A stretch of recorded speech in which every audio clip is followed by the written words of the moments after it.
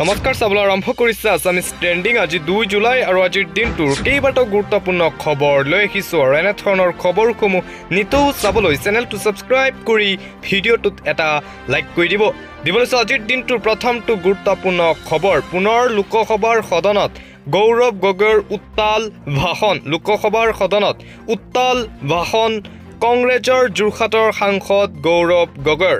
সদনত পুনৰ গৌৰৱ গগৈৰ উদাত্ত ভাষণ। মোদীৰ নামত নকয় নিজৰ বলত জয়ী হোৱা প্ৰতিগৰাকী বিজেপিৰ সাংসদক সম্ভাষণ গৌৰৱৰ। নিৰ্বাচনত দেশৰ জনতাই বুজাই দিলে নিজকে ভগৱান বুলি কোৱা ব্যক্তিগৰাকী আচলতে মানুহ বুলি। এক শক্তিশালী বিৰোধীক নিৰ্বাচন কৰাৰ বাবে দেশৰ জনতাক ধন্যবাদ জনালে গৌৰৱ গগৈয়ে। প্ৰধানমন্ত্ৰীৰ হাতত কেৱল দুবিধহে অস্ত্ৰ আছে, সেয়া হৈছে ভয়। ইডি চিবিআইৰ জৰিয়তে ভয় দেখুৱাবলৈ চেষ্টা কৰে আৰু দেশৰ জনতাক বিভ্ৰান্ত কৰে। ৰাহুল গান্ধীৰ কালিৰ ভাষণক এনেদৰেই ভ্ৰম বিয়পাবলৈ চেষ্টা কৰিছে। উত্তৰ পূৰ্বাঞ্চলবাসীয়ে বিজেপিক পুনৰ উৎখাত কৰিলে। সদনৰ মজিয়াত যোৰহাটবাসীক ধন্যবাদ জনালে গৌৰৱ গগৈয়ে। ধুবুৰীবাসীয়ে সাম্প্ৰদায়িক শক্তিক পৰাভূত কৰি কংগ্ৰেছক জয়ী কৰাৰ কাৰণে ধন্যবাদ দিলে গৌৰৱ গগৈয়ে।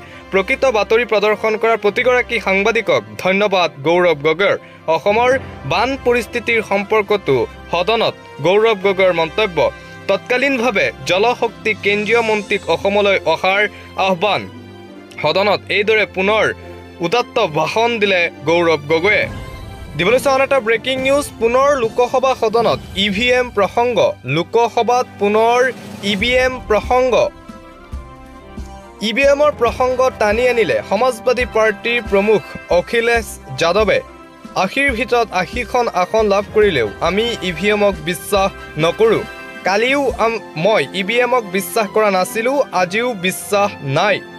EVMৰ জৰিয়তে জয়লাভ কৰি EVM আঁতৰোৱাৰ প্ৰয়াস অব্যাহত থাকিব। EVMক চিৰদিনৰ বাবে আঁতৰ নকৰালৈকে EVM বিতৰ্ক অন্ত নপৰে। EVM আঁতৰ নকৰালৈকে EVM প্ৰসংগ অব্যাহত থাকিব বুলি সমাজবাদী পাৰ্টীৰ ফালৰ পৰা জনোৱা হয়। লোকসভা সদনত পুনৰ EVM প্ৰসংগ। দিবলৈ চাওঁ এটা গুৰুত্বপূৰ্ণ খবৰ, সদনত মল্লিকাৰ্জুন খাৰ্গেৰ ওপৰত খৰ্গহস্ত উপৰাষ্ট্ৰপতি। ৰাজ্যসভাৰ সদনৰ মাজতে হঠাৎ খং উঠিল উপৰাষ্ট্ৰপতি জগদীপ ধনখেৰৰ। কংগ্ৰেছৰ সভাপতি মল্লিকাৰ্জুন খাৰ্গেক তোলাধুনা অধ্যক্ষগৰাকীৰ। আপুনি আপোনাৰ ব্যৱহাৰ ঠিক কৰা উচিত, সময়ত নহ'লে ইয়াৰ প্ৰতিফল ঘটিব। মোৰ বহু ধৈৰ্য আছে, মই কি সহ্য কৰা নাই। মোৰো দুখ লাগে, মই আপোনাৰ মৰ্যাদা ৰক্ষা কৰিবলৈ চেষ্টা কৰিছোঁ, আপুনি মোকেই আক্ৰমণ কৰিবলৈ চেষ্টা কৰে। সদনত এনে পৰিৱেশ হোৱাটো কেতিয়াও উচিত নহয়। ৰাজ্যসভাৰ সদনৰ মাজতে হঠাৎ এইদৰে খং উঠিল উপ ৰাষ্ট্ৰপতিগৰাকীৰ। দিবলৈ চাওঁ এটা ব্ৰেকিং নিউজ, হিংসা ঘৃণাৰ কথা কোৱা সকল হিন্দু হ'বই নোৱাৰে, এই মন্তব্য ৰাহুল গান্ধীৰ। সংসদত এইবাৰ নতুন ৰূপত বিৰোধী দলপতি ৰাহুল গান্ধী, যিসকলৰ মুখত 24 ঘণ্টাই কেৱল হিংসা ঘৃণাৰ কথা, তেওঁলোক হিন্দু হ'বই নোৱাৰে বুলি মন্তব্য ৰাহুল গান্ধীৰ। বিজেপি RSS মানেই হিন্দু সমাজ নহয় বুলি মন্তব্য ৰাহুলৰ। মোদী মানেই হিন্দু সমাজ নহয়। বিজেপি RSS মানেই হিন্দু সমাজ নহয় বুলি মন্তব্য কংগ্ৰেছৰ যুৱৰাজ ৰাহুল গান্ধীৰ। ছাত্ৰ ছাত্ৰীসকলে এতিয়া নীটৰ ওপৰত বিশ্বাস হেৰুৱাইছে। নীট এতিয়া ধনবানৰ বাবে, যোগ্যজনৰ বাবে নহয় বুলি মন্তব্য ৰাহুলৰ। অগ্নিবীৰৰ মৃত্যু হ'লে চৰকাৰে শ্বহীদৰ স্বীকৃতি নিদিয়ে, তেওঁলোকক নিদিয়ে কোনো ধৰণৰ পেঞ্চন, তেওঁলোক চৰকাৰৰ বাবে ইউজ এণ্ড থ্ৰ', ৰাহুল গান্ধীৰ মন্তব্য। ইফালে ৰাহুল গান্ধীৰ মন্তব্যৰ প্ৰতিক্ৰিয়া মোদী আৰু অমিত শ্বাহৰ। গোটেই হিন্দু সমাজক হিংসুক কোৱাটো গম্ভীৰ বিষয়। কোটি কোটি মানুহে গৰ্বৰে কয় হিন্দু বুলি। এইসকলৰ সকলো হিংসাৰ কথা কয় নেকি?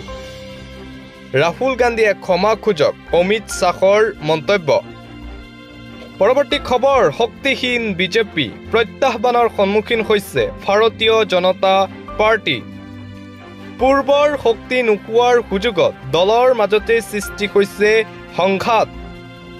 মহাৰাষ্ট্ৰ মণিপুৰ উত্তৰ প্ৰদেশত বিজেপিত সংঘাত আৰম্ভ উত্তৰ প্ৰদেশত প্ৰাক্তন কেন্দ্ৰীয় মন্ত্ৰী পৰাজয়ৰ পিছতে সংঘাত সৃষ্টি প্ৰাক্তন মন্ত্ৰী সঞ্জীৱ বালিয়ানে দোষাৰোপ কৰিছে বিজেপিৰ প্ৰাক্তন বিধায়কক সহযোগী অপনা দলেও আৰম্ভ কৰিছে চাপৰ ৰাজনীতি সংৰক্ষিত আসনত নিযুক্তিক লৈ উত্তৰ প্ৰদেশৰ চৰকাৰলৈ পত্ৰ অপনা দলৰ মহাৰাষ্ট্ৰতো বিজেপি আৰু এনচিপি অজিত পাৱাৰ গোটৰ মাজত সংঘাত বিজেপিৰ একাংশ নেতাই পৰাজয়ৰ বাবে জগৰীয়া কৰিছে অজিত পাৱাৰ গোটক ইফালে মণিপুৰৰ বিধায়কৰ দল এটা অলপতে উপস্থিত হৈছিল দিল্লীত এন বীৰেন সিং চৰকাৰৰ প্ৰতি অসন্তুষ্টি প্ৰকাশ কৰি বিধায়কৰ দলটোৱে ৰাজ্যখনৰ হিংসা প্ৰতিৰোধত এন বীৰেন সিং ব্যৰ্থ হোৱা বুলি অভিযোগ প্ৰত্যাহ্বানৰ সন্মুখীন হৈছে বিজেপি আৰু এইদৰে এটাৰ পিছত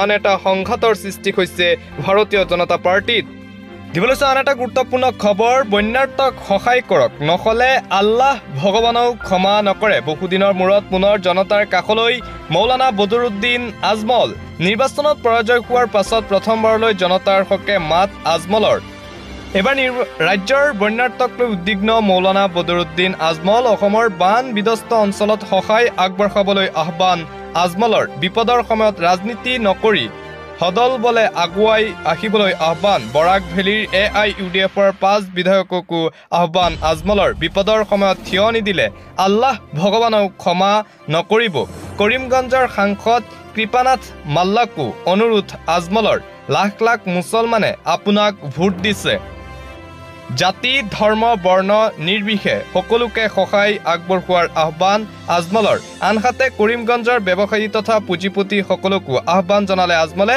বহুদিনৰ মূৰত পুনৰ জনতাৰ কাষলৈ মৌলানা বদৰুদ্দিন আজমল দিবলৈ আন এটা গুৰুত্বপূৰ্ণ খবৰ ৰিয়ান পৰাগক লৈ গুৰুত্বপূৰ্ণ মন্তব্য প্ৰথমে দেশভক্ত হ'বলৈ ৰিয়ানক শিক্ষা দিলে প্ৰাক্তন বেগী বলাৰ শ্ৰীশান্তে ৰিয়ানৰ বিতৰ্কিত মন্তব্যক লৈ প্ৰতিক্ৰিয়া এছ শ্ৰীশান্তৰ দেশক ভাল পোৱাৰ পাছতহে এজন ভাল ক্ৰিকেটাৰ হ'ব পাৰিব দেশক ভাল পাবলৈ শিকি ক্ৰিকেট লাভাৰ হওক ৰিয়ান পৰাগ প্ৰথমে দেশভক্ত হৈ দেখুৱাওক ৰিয়ান পৰাগে ঘৰুৱা দল হলেও নিজৰ দলটোক হৃদয়ৰ পৰা সমৰ্থন কৰিব লাগিব ৰিয়ানে বিশ্বকাপ নাচাও বুলি ৰিয়ানে কোৱা মন্তব্যৰ প্ৰত্যুত্তৰ এছ শ্ৰীশান্তৰ বিশ্বকাপৰ পূৰ্বে ৰিয়ানে বিশ্বকাপ নাচাও বুলি কৰিছিল মন্তব্য প্ৰথমে দেশভক্ত হ'বলৈ ৰিয়ানক শিক্ষা দিলে প্ৰাক্তন বেগী বলাৰ এছ শ্ৰীশান্তে ৰিয়ানৰ বিতৰ্কিত মন্তব্যক লৈ এইদৰে প্ৰতিক্ৰিয়া প্ৰকাশ কৰে ভাৰতীয় জাতীয় দলৰ প্ৰাক্তন বেগী বলাৰ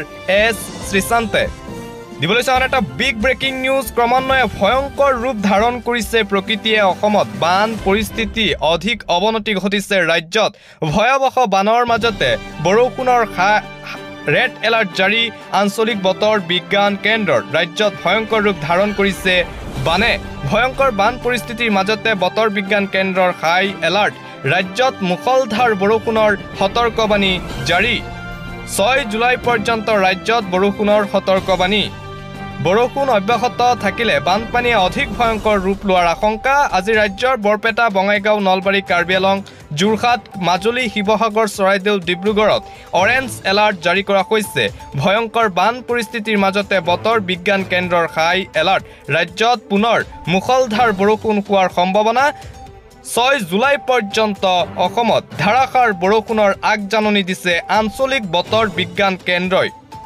দিবলৈ আন এটা জৰুৰী খবৰ সাৱধান মধ্য অসম ভয়ংকৰ জলপ্ৰলয় মধ্য অসমবাসীলৈ এটা সতৰ্কবাণী ভয়ংকৰ হ'ব পৰিস্থিতি মধ্য অসমত কলিয়াবৰৰ হাতীমূৰা মথাউৰি ভাঙি ভয়ংকৰ পৰিৱেশ নৱনিৰ্মিত চুইচ গেটৰ কাষেৰে হুৰাহুৰে পানী সোমাইছে কলঙত উফন্দি উঠিছে কলং কপিলীৰ বুকু ভয়ংকৰ হ'ব পৰিস্থিতি মধ্য অসমৰ ৰাইজৰ মাজত তীব্ৰ আতংক নগাঁও ৰখা কামপুৰৰ বিভিন্ন অঞ্চল প্লাবিত হোৱাৰ আশংকা কৰা হৈছে পূৰ্বে হাতীমূৰা মথাউৰি ভাঙি সৃষ্টি হৈছিল জলপ্ৰলয়ৰ কপিলীপৰীয়াৰ ৰাজ্যলৈ হাই এলাৰ্ট জাৰি প্ৰশাসনৰ খুলি দিয়া হ'ল উমৰাংচুৰ খানদং প্ৰকল্পৰ বান্ধ হুৰাহুৰে কপিলীত সোমাইছে পানী